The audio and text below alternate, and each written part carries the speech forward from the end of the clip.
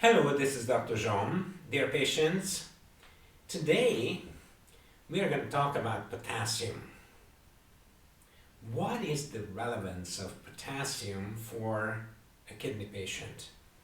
Well, when you hear about potassium in the dialysis center or in your nephrology clinic, it usually comes as a negative. Okay, your potassium is too high. You have to be careful not to eat certain things. Okay, so sometimes we do not appreciate how important potassium really is. Well, cellular function is in general heavily dependent on potassium. All cells need potassium and a lot of it. However, potassium is very closely regulated. High potassium or low potassium both can cause problems. And if we look at CPR protocols, then we see that both hyperkalemia, that is high potassium, and hypokalemia, that is low potassium, can cause major problems, such as cardiac arrest due to arrhythmias, such as this ugly thing here. This is normal on your EKG, and this ugly thing is caused either by hyperkalemia or hypokalemia. So potassium is very closely regulated, and if there is a problem, both high and low potassium can cause major problems. Also, muscle function in general requires potassium. If your potassium is low, it can cause muscle cramps and all kinds of other problems. So vascular function also requires potassium. A low intake contributes to the development of high blood pressure. Okay? And this is something that we have known for a long time. Now the problem, of course, is that high potassium foods are generally the healthiest of all foods. Okay? Green leafy vegetables, seeds, raisin, potato, tomato, avocados, beans. These are very healthy and they are generally very good for your blood vessels. Okay? So if you are put on a low potassium diet, then you are not supposed to eat what is otherwise the best for you. So what can we do about that? These are some of the very beautiful fruits that are especially high in potassium, okay? Such as melons and cherries and chestnuts and even poppy seed and walnuts.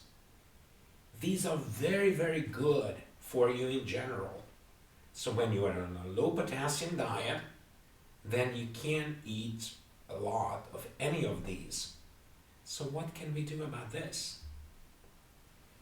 Now, of course, sometimes less than healthy foods also contain a high amount of potassium, such as red meat and all kinds of soft drinks.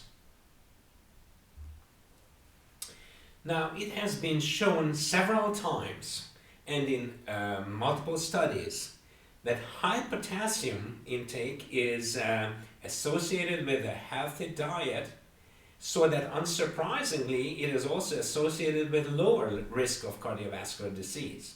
And this, of course, is in the general population. So we are talking about non-kidney patients. Okay? So if this result from a study is more to the left, that means that there is a benefit in terms of cardiovascular disease in general, or stroke, or coronary heart disease from a higher potassium intake. And you see the trend. The more potassium you eat, the healthier you tend to be later on, avoiding all these kind of vascular problems. The same thing is the case with blood pressure. So you see, most of the studies show that people who have higher potassium intake, they tend to have a lower blood pressure, so that you can benefit from all these high potassium containing foods in terms of blood pressure control. Potassium is important, so it is very highly regulated. This is very important to recognize. Whatever is important in the human body is also very closely regulated.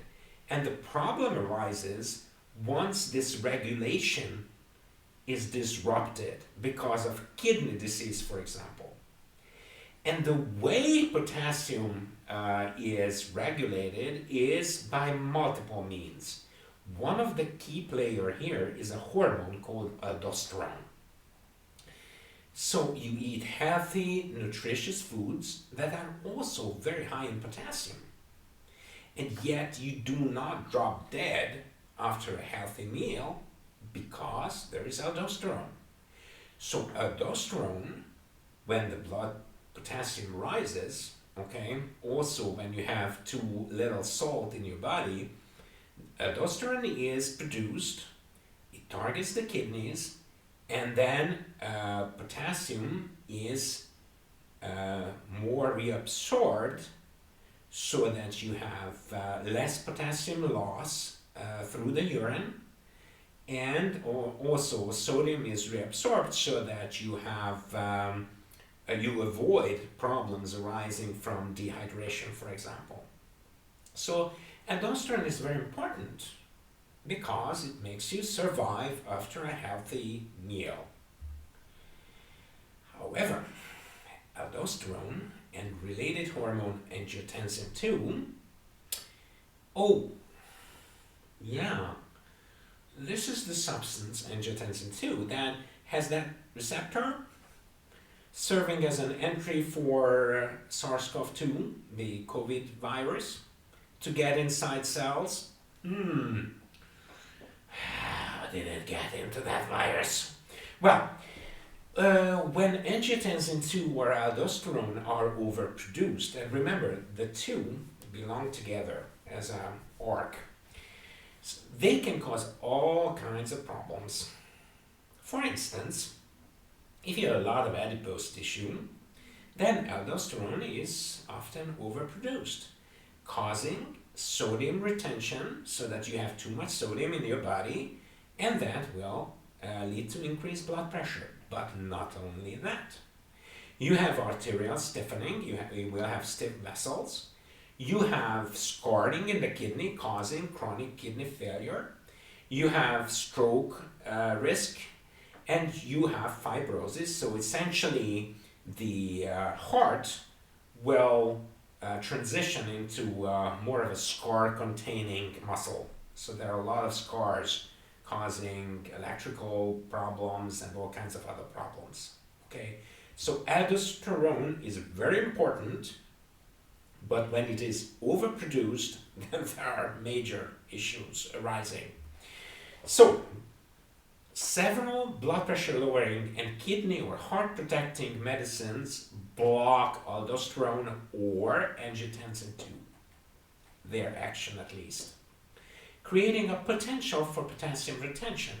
So here's what happens. You try to lower your blood pressure. You try to protect your kidney and your heart. And as a side effect, there is potassium retention so that your potassium tends to be high, and they put you on a low potassium diet, which prevents you from eating the healthiest foods possible. So this is not good. In advanced kidney failure and several specific kind of kidney diseases, without kidney failure even, potassium secretion will decrease. Diabetes is such a disease. Also, if someone is dehydrated, aldosterone and angiotensin II are actually very necessary because they mitigate the effect of dehydration on the kidney by reabsorbing sodium so that you have sodium retention and more of the needed salt is retained in your body. Okay? And remember, very important, dehydration is a misnomer. Very often dehydration means that you have both salt and water losses. Water in itself does nothing to the kidney, okay? When you are dehydrated, that means that you lost both salt and water. So blocking aldosterone or angiotensin 2 sometimes in specific circumstances can be quite risky because, as I said, in any case where you have dehydration, then you need aldosterone and angiotensin 2. Okay? And so you end up with acute kidney failure and high potassium values. So, add to that anti-inflammatory drugs such as ibuprofen and many others, diabetes, hypervolemia, certain transplant medications, okay, immune medications that you take after a kidney transplant or liver transplant or whatever. And certain potassium-sparing diuretics also increase potassium levels by decreasing potassium secretion into the urine. Okay? So that if you take something like ACE inhibitor, for example, so a medication that decreases angiotensin 2 action, or an aldosterone blocker, such as a special diuretic, then you will end up with high potassium. And add to that ibuprofen or a transplant medicine, and you have, or you may have a problem. So your very healthy diets can turn into very dangerous ones in certain situations. They can cause high blood potassium arrhythmias and even cardiac arrest. Now, in hemodialysis patients, this whole thing is compounded by yet another problem, and that is that your potassium removal by the dialysis machine, since your kidney is not able to remove potassium, or at least not enough, is limited, okay, to 3 times a week and only 4 hours during those days. So what happens then? Well, here's a study, an old study, but a good study, which tells you that from the start of dialysis, what are the most dangerous times when you tend to have arrhythmias and sudden cardiac death? Well, right after the start of dialysis, when the potassium levels fall because all of a sudden you remove all the potassium that you ate for 48 hours before, okay? And then you are fine for a while, and the more time passed after dialysis, the more likely it is that you are going to have high potassium and therefore heart problems, okay? So you see that potassium is very important in terms of how you do your dialysis and how you diet in between 2 dialysis sessions. So what are we going to do? What is the solution then? Well, the most important thing is to be safe. And to be safe, kidney patients need potassium level monitoring at regular intervals.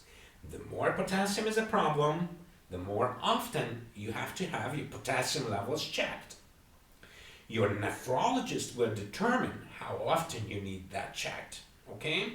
Based on your specific condition. And remember, specific condition means your specific individual situation, okay? There are a lot of factors that the nephrologist will have to consider. And then the nephrologist is going to tell you how often it is safe for you to time your potassium checks. Maintain a balanced diet. So, if you eat relatively balanced, and that means that you don't suddenly introduce something entirely new and then eat a lot of it, but without bouts of high potassium intake, you maintain a well-balanced diet, then you arrive at a golden mean.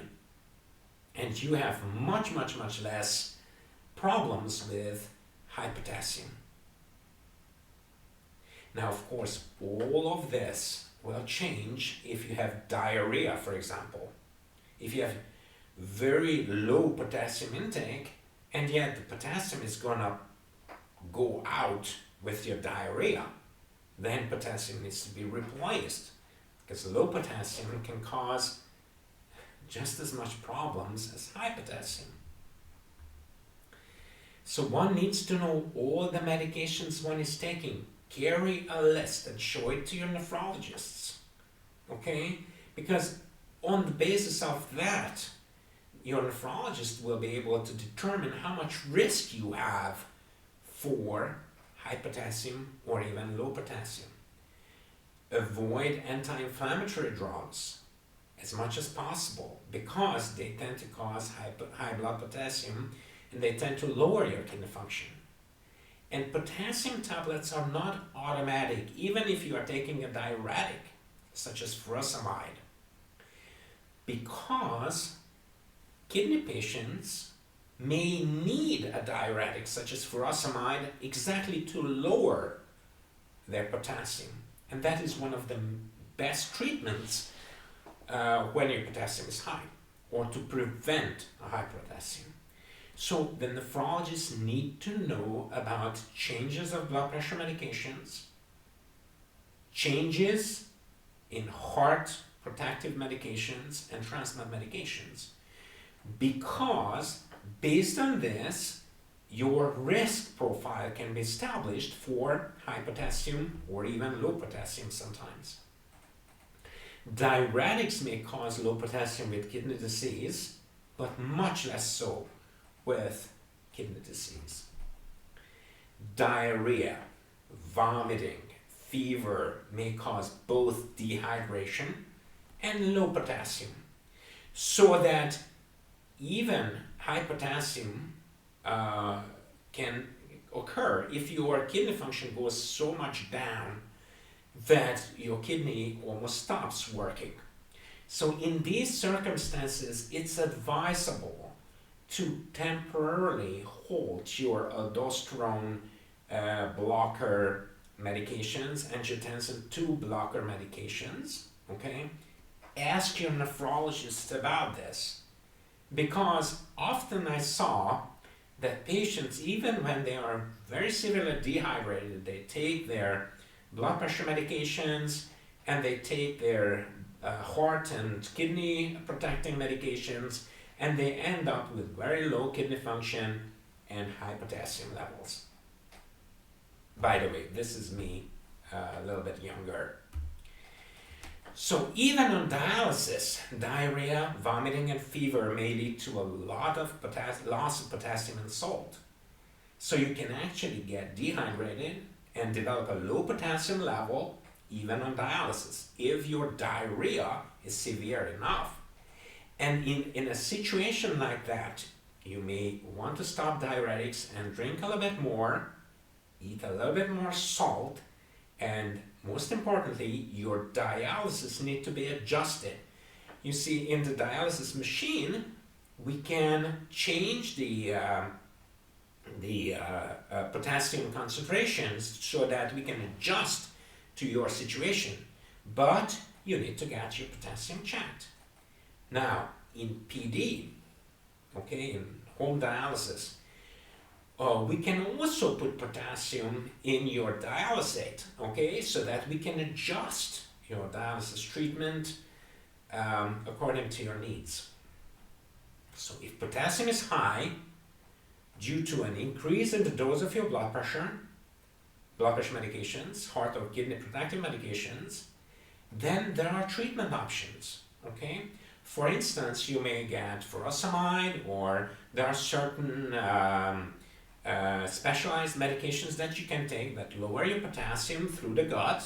Okay, there are some new ones in the clinical setting right now. So in these situations, you dissolve these medications in water and then you just take it according to what your dialysis doctor or your nephrologist tells you. Also, you might want to take some bicarbonate powder. Okay, you also dissolve that with water, and then that will counteract the diuretic action of furosemide while maintaining its potassium secreting help assistance. So there are several options, but these options can be considered once we know what your potassium level is, and if you are taking such medications, or if you develop a new disease, or there are those changes in these medications, then we need to know about it. Some of the blood pressure, heart, and kidney protective medications may need dose reduction, okay, and even elimination in certain circumstances. Such as, for example, if you have impaired kidney circulation, and many people somehow believe that impaired kidney circulation means dehydration. No, there are a whole bunch of other problems that can cause impaired kidney circulation. For example, vascular disease, you see, low blood pressure of any cause. For example, acute illness like an infection, for instance, can cause decrease in blood pressure. Or if you have lung problems, that can cause it. Or you have heart conditions such as heart failure or even severe sleep apnea, that can also cause it. Okay, so if you have these diseases, then your nephrologist needs to know about it, and then your nephrologist may reduce or even eliminate certain medications to increase the blood flow, the circulation to the kidney, so that the kidney gets more oxygen. So if the potassium is very high, you may need to take some of these specialized medications. Some might interfere with bowel function and may give you extra salt. So again, your nephrologist will decide which one is appropriate in your situation. Low potassium, on the other hand, may need to be replaced. And this could be, for example, a potassium pill, along with maybe a magnesium pill.